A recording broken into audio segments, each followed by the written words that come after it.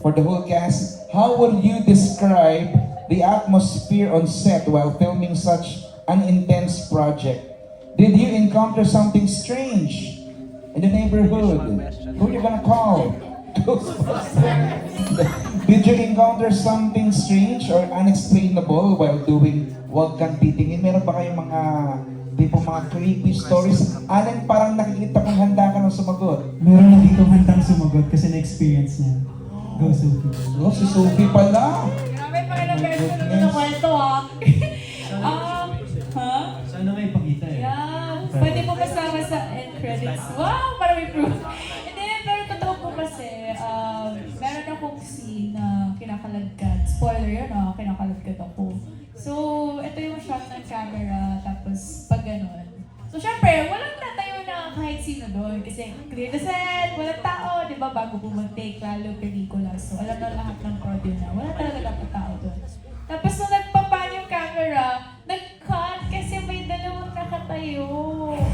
May dalawang tao na nakatayo doon. As in, kita po talaga sa video. Tapos, nasa wall po kasi na area, yung PA ko. Tapos sabi ko, Mama, may tao ba doon? Sabi niya, Nak, wala talagang nakatayo doon. Nandun ako the whole time. Pero nakita po talaga yung dalawang tao na nakatayo. Isang nakapaa, tapos isang parang black figures. Parang umatras sila bigla. Eh, wala na sila maatrasan kasi wall na talaga yun. So, nung time po na yun, dinaan na lang namin sa set na, uy, umamin, umamin na kayo, alam namin may nakatayo. Pero wala po talagang tao doon. As in, takot ako na syempre, pero dahil marami namang tao, hindi na ako nagpadala sa takot. Ginawa ko na lang yung work. Oh my goodness. Sophie, mga anong oras yun? Kung di po ako nagkakamali, mga 2 to 4 a.m. Madaling araw po. Yes. Oh, which hour sabi nga ni Jessica? Ayun. Meron pa ba kayo guys? Shubi? Meron ka bang encounter? Sino may yes. Yes, Mr. Born to Shine. Yeah, nung nasa taping po kasi kami, may kwek-kwek ako at fishball. Ito nga seryoso po. Tapos, walang tao sa tent nung kumakain po ako. Tapos lumabas lang po ako. Kumakain ka ng kwek-kwek ng kwek-kwek po. Tapos, kinakabahan ako nun. Paglabas ko, walang tao sa tent. Pagbalik ko, ubos na. Yung kwek-kwek? Kinain pala na cash. Sorry. Kasi na yun. Nakakatakot siya na. May kumain ng kwek-kwek mo na hindi mo inaasahan. So, sino yung kumain? Si Amazing Betong. Hindi ka kasama sa pelikula, paano ako napunta doon? So, sino? Nag-promo sa iyo. Oo, nag-promo ako na hindi kasama. Thank you, Lord, for the blessings. Ayan. Guys, sino pang merong creepy stories? Kira, meron ka ba? Shumi? Anthony, on the set? Or in real life? Allen? Siguro yung isang eksena namin ni Sophie. Kasi sa mga hindi po nakakalam, yung more on talaga yung mga taping namin dito is laging gabi, kinukunan. So natatapos kami, umaga na talaga. As in, ganun. So meron kami eksena dito ni Aki. Nasa sementeryo kami. So hindi naman ako naka-experience, pero alam mo yung vibe na hating gabi, tumatakbo kami, ang dilim-dilim. Kami dalawa lang, tapos yung prod malayo kasi wide shot. Tapos nandun kayo sa sementeryo. Eh ako pa naman, sa amin dalawa ko yung mas matatakotin talaga. So, ayun lang, share ko lang. Oh my God. Guys, Charlie, ikaw meron ba? Josh, Seth, Marco, meron ka ba? Well, siguro yung atmosphere, gaya ng question kanina, the atmosphere about the set, the overall atmosphere about the set. Sobrang fun lang talaga mag-taping kasi I'm with them and talagang kahit na very intense yung mga eksena na kinukuhanan namin, nagagawa pa rin namin maging masaya. And that's what I love about the cast. Yung mga free time, no? Which is very important kasi nga sobrang nakakatakot na nga yung movie kung mabigat pa. Yeah. And kapag dumating na yung kailangan namin mag-lock-in, syempre kanya-kanya na kaming actors queue, so kanya-kanya na kaming mundo. So kapag may time lang to rest, talagang sinispend namin yun with each other. Guys, ito follow-up question. Sino daw sa cast, if ever na merong magpakita, o kaya na nakita ni Sophie, sino sa tingin nyo ang pinakamatatakutin? Ito po. Si Kira, ang pinakamatatakutin sa grupo. Kira, bakit? Bakit mo nasabi ikaw ang parang ikaw ang tinuro? So, hindi ko talaga matigilan yung kape. So, every time like may kakausap sa akin habang tulad ako, uy, ano ba? Ganun. Kanina, muntik si Anthony. I forgot he was here. Oh my gosh. Ganun. Yeah. Ganon. Ako yung pinaka magulatin. Yun. Kumbaga, in other words, huwag kang iinom Inom ng ng kape. kape. Yes, tama.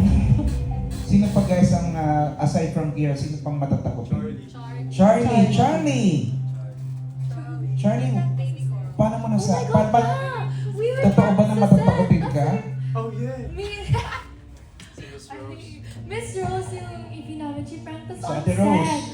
Sobrang seryoso ng scene po namin kami ni Josh. We were like locked in right beside each other. Tapos sabi namin, tagal ng scene na to, para isang second lang to, alam namin eh. And then bigla na lang doon umaaligid came running out and just like going out crazy on us. And I started crying. At ang ganda na ng eksena kasi we were on, nandun na kami eh. Nandun na kami sa point na yun. And hindi namin alam na tapos na pala. May good shot na nakuha. Eh bumawi lang sa akin si Metro kasi ginunod ko din siya. Nadamay ako sa kanila! Nagdami na si Charlie.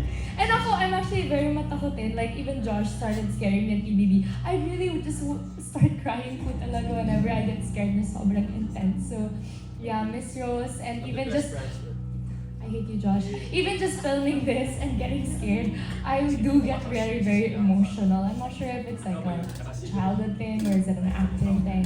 But yes po, I'm matakotin. Yan nakakatakot gulatin si Charlie.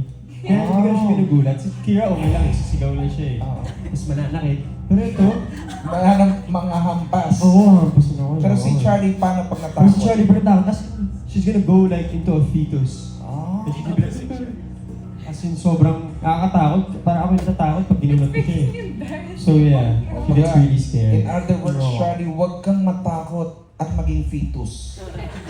Babalik po ko sa nanay ko. Kaya nga, sa mga kalalakihan pa, meron pang... Ako po, meron ako, Kuya Beto. Kasi po may part kami na nasa simbahan, din nasa kagubatan. Pag nasa ganun yung mga set nyo, umuasahan na medyo maganda yung CR. Ganon, di ba? Kasi nasa kagubatan kayo eh. So, isang beses, ako, si Marco at si Josh, nakaramdam kami ng umaaligid dito. Number 2. Oo. Number 2. Nakaramdam kami ng kakaibang kaba. Nagtingin na kami tatlo. Sabi na, ano, pare, lalaban ba tayo? Sabi nila, tatlo kami. Sabi niya, laban! Laban, nagtawag kami ng service. Sige kuya, punta tayo, kailangan namin mag-CR. Pagdating namin doon, ang dilim-dilim, walang atid, tapos naririnig mo yung kagubatan. Tingin na kaming tatlo eh, sabi niya. Ano? Di ba? Sabi nila, ikaw mauna. Ako mauna. Sabi ko, basta ako, nararamdaman ko na pare. Kailangan ko na talaga. Nag-go na ako. Tapos walang ilaw, gano'n. Talaga naka-flashlight po ako ng gano'n. Habang nangyayari yung pananakot. Kaya ano ba ito? Ano ba siya? Oo. Sabihin na lang natin may butas dyan. Ha? Hindi ko na i-describe ng Pero, itsura. Basta pero may butas dyan. CR talaga siya, Sean. Kung oo. Siguro. CR siya.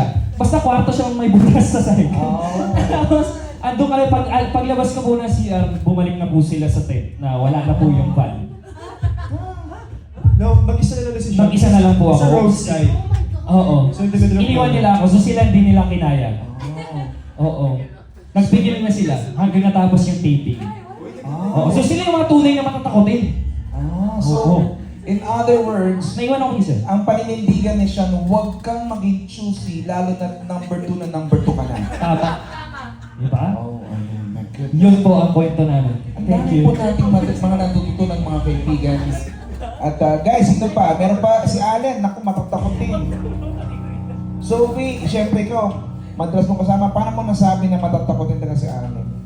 Ano po, mahilig kasi kami manood ng movie. So, kada mag-aya ako, sabihin niya, okay, wag, mag-isa ako sa bahay. Or pag kumari, nasa labas lang kami, tapos may lumalabas sa akin ng mga nakakatakot na mga videos sa social media. Sabi ko, tinamusan niya, okay, wag, napipig ko talaga siya. Okay, wag kang ganyan, nag-isa ako eh. Wag na talaga siya, umiinit talaga ang ulo niya. Allen? Kasi nga, since laki ako sa Bicol, marami talaga akong mga experience na ganyan. And ano man sabihin, naniniwala ako sa mga aswang, sa mga multo. Kasi pag nakapunta kayo sa amin sa Bicol talaga, medyo idlib yung lugar namin. And ayun nga, katulad ng kwento ko, na-experience ko yan. Kaya ayoko nakakanood ng mga horror kasi pag natutulog ako, pumapasok sa utak ko. So, Kapag daladagan mo siya. nadadala ko siya, na-imagine ko siya. Kaya pag may napanood ako na clip, matik pag matutulog ako, nakabukas yung ilaw niya. So in other words, huwag kang matutulogin ng hindi bukas ang ilaw. At huwag kang manonood. Sophie, huwag kang manonood ng mga nakakatakot na mga eksena, Sophie, kung nandyan si Allen. Ano po? Sorry. Kumbaga, huwag kang manonood ng mga nakakatakot na mga clips or something pag nandyan si Allen. Kasi napipikon talaga siya. Mga kaibigan, Ikaw talaga. mga kaibigan,